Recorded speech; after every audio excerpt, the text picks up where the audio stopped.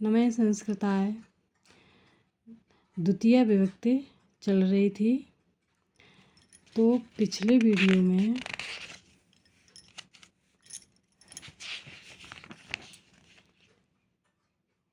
यहाँ पर लक्ष्मी हर भाग रहा, तो यहाँ पीछे उल्टा बोल दिया था मैंने। तो लक्ष्मी हर के प्रति भाग रहा है, ये कहा जाता है। इसको सही कर लेना। आगे वाला सूत्र है अभिर्भागे भाग वर्जे लक्षणादा वो अभिरुक्त संज्ञा स्यात्। तो भाग को छोड़कर शेष तीनों अर्थों के विषय में अब की क्रम प्रवचनी संज्ञा होती है।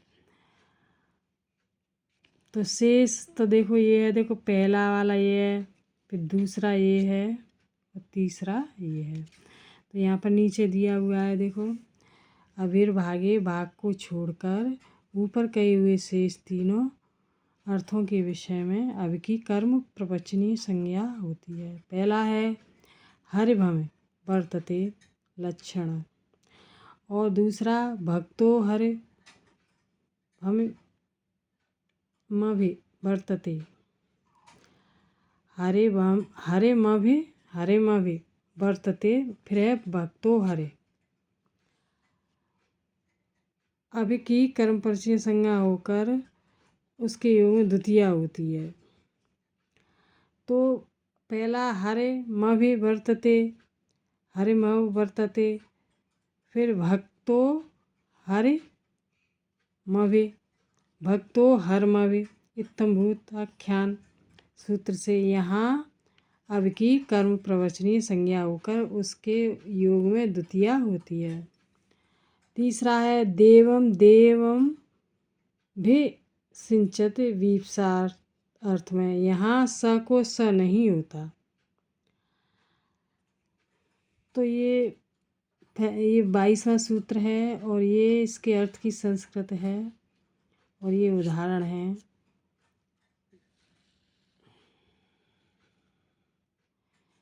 यहाँ पर है यदत्र ममा भिष्यात् दीयताम। तो अभागे के मत भाग अर्थ के विषय में अब की कर्म प्रवचनी संज्ञा नहीं होती। इसका परिणाम यह होता है कि यदत्र यहाँ ममा भिष्यात् तद दीयताम, जो यहाँ मेरा भाग हो वह दीजिए, यहाँ अब की उपसर्ग संज्ञा ही रहती है और स्यात् के स को स हो जाता है। उपसर्ग प्रादुर्भाव स्तर चुपर है इस सूत्र से। अब 23वां है अधिपरि अनर्थकौ। अनर्थकौ कहते हैं बिना अर्थ के। तो अनर्थक अधि और पर की कर्म प्रवचनी संज्ञा होती है। उक्त संज्ञा तो अध्यागच्छति कुतः पर्यागच्छति गति संज्ञावदात् गतिर गतौ इति निघातो न। ये सूत्र दे दिया है यहाँ। तो अधिपरि अनर्थक हुआ, अनर्थक अध और पर की कर्म प्रवचनीय संज्ञा होती है। इसका पहला जो सूत्र है क्रतो अध्यागच्छति, वह कहाँ से आता है? यहाँ अध की कर्म प्रवचनीय संज्ञा हो जाने से गति संज्ञा नहीं होती। गति संज्ञा के न होने से गति संज्ञावदात् गतिर्गतौ, इस सूत्र से अधिक को आ यानी अधि ऋण आ प्लस गच्छत परे होने पर सर्वानुदात निघात नहीं होता। आगच्छत में आ इति संज्ञक है। तो टिप्पणी में यह क्लियर कर दिया है। निघात शब्द का अर्थ है सर्वानुदात, अर्थात किसी शब्द के सभी स्वरों का अनुदात स्वर हो जाना। यानी उदात अनुदात, इस पर वीडियो डाल चुकी हूँ मैं। उदात्त अनुदात्त स्वरित। 24वां सूत्र है देखो, सुपूजायाम। पूजा अर्थ में सु की कर्म प्रवचनीय संज्ञा होती है। जैसे कि सुसिक्तम, भली भांति सींचा है, इसी हेतु कर्ता में पूज्यता है। यहाँ सु की कर्म प्रवचनीय संज्ञा हो जाने से इसकी उपसर्ग संज्ञा नहीं रहती तथा उपसर्ग संज्ञा के अभाव में स को श नहीं होता। इसी प्रकार सुस्तुतम में तो ये उदाहरण, ये सूत्र हैं और ये सारे उदाहरण हैं ये। अब यहाँ पर देखो, पूजायाम के मेते, पूजा अर्थ में ही सु की कर्म प्रवचनीय संज्ञा होती है। ऐसा क्यों? इसलिए कि सुसिक्तम किम स्यात् तवात्र, यहाँ छेप निंदा का भाव निकलता है। अतः सु की कर्म प्रवचनीय संज्ञा नहीं होती तथा उपसर्ग संज्ञा ही हो जाती है। उपसर्ग संज्ञा हो जाने से सुसिक्त में स को स हो जाता है, स को स हो जाता है। आगे वाला सूत्र है अति रतिक्रमणे च। अतिक्रमण का अर्थ है बढ़कर होना अथवा सीमा को लांघना। अतिक्रमण तथा पूजा अर्थ में अति की कर्म प्रवचनीय संज्ञा होती है। जैसे कि अति देवान कृष्ण, कृष्ण देवों से बढ़कर हैं या कृष्ण देवों के पूज्य हैं, ऐसे कह सकते हैं। उपयुक्त नियम से अति की कर्म प्रवचनीय संज्ञा होकर उसके योग में देवान में द्वितीय विभक्त हो जाती है। अगला सूत्र है अपि पदार्थ संभावना अन्व वसर्ग गर्हा समुच्चयेषु। तो अपि भी पदार्थ संभावना अन्व वसर्ग और गर्हा समुच्चय के इन अर्थों के योग में अपि की कर्म प्रवचनीय संज्ञा होती है। एष द्योतते विरुक्त संज्ञा स्यात्।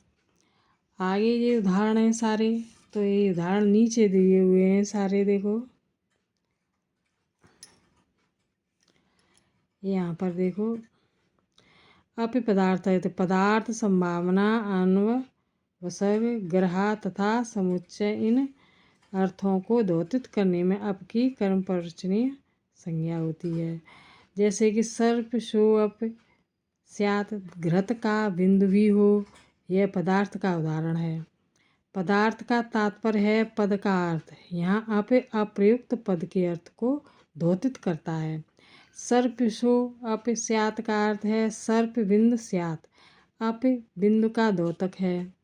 इसकी कर्म प्रवचनीय संज्ञा हो जाने से उपसर्ग संज्ञा नहीं होती तथा स्यात् के स को श नहीं होता, क्योंकि वह उपसर्ग से परे ही हो सकता है। संभावना या लिंग इत सर्प शो अप स्यात् में स्यात् शब्द अस धातु के लिंग लकार में बना है। यहाँ संभावना अर्थ में लिंग लकार है। किसकी संभावना? इस आकांक्षा से अस धातु का अर्थ होना भवन या सत्ता, अस भू भू सत्तायाम, उस संभावना का विषय हो जाता है, अर्थात होने की संभावना है। तब होना भवन के कर्ता बिंदु को अप द्योतित करता है और कर्ता की दुर्लभता के कारण होना क्रिया की दुर्लभता को भी द्योतित करता है तथा इस अप की का अन्वय स्यात् से हो जाता है। यहाँ अप से बिंदु अर्थ गम्यमान है। सर्पिस घृत से बिंदु का अब या वय विभाव संबंध है, अर्थात सर्पिस अवयवी है और बिंदु अवश्य है।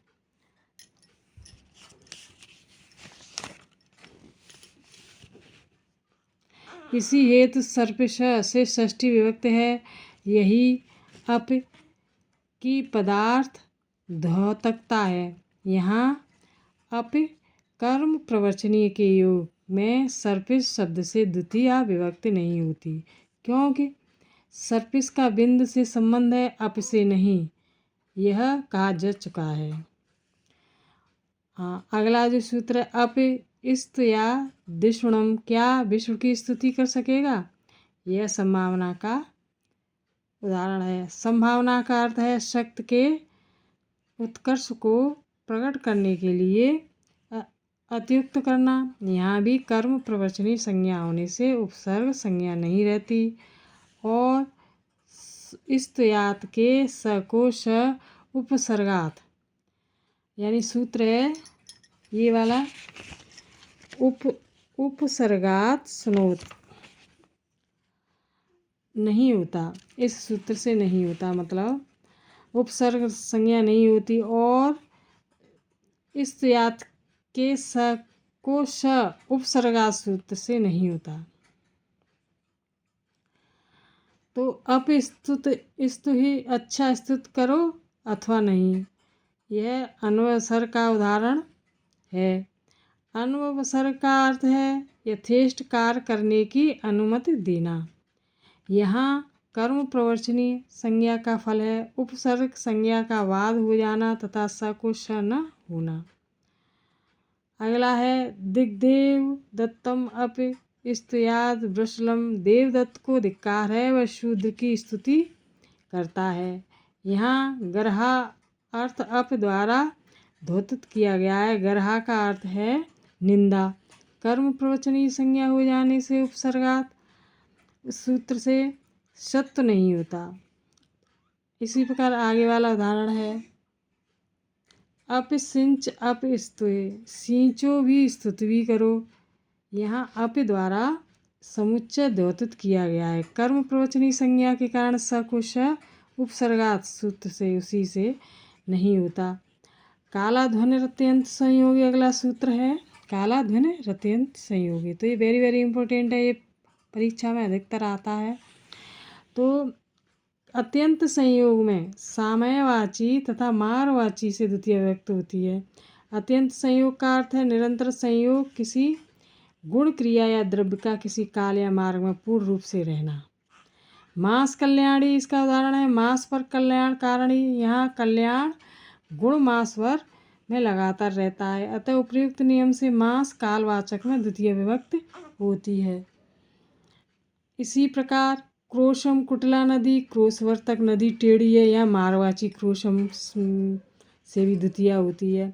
अगला उदाहरण है मासम दीते, मासवर पड़ता है, या अध्ययन क्रिया मासवर लगातार चलती है, अतः मास शब्द से द्वितीय विभक्ति होती है। इसी प्रकार मारवाचक क्रोश शब्द से भी क्रोशम दीते में द्वितीय होती है। मासम गुड़धाना अगला है। मास भर गुड़धान है, यहाँ गुड़धान द्रव्य मास भर लगातार चलते हैं, अतः अत्यंत संयोग में मास शब्द से द्वितीय व्यक्त होती है।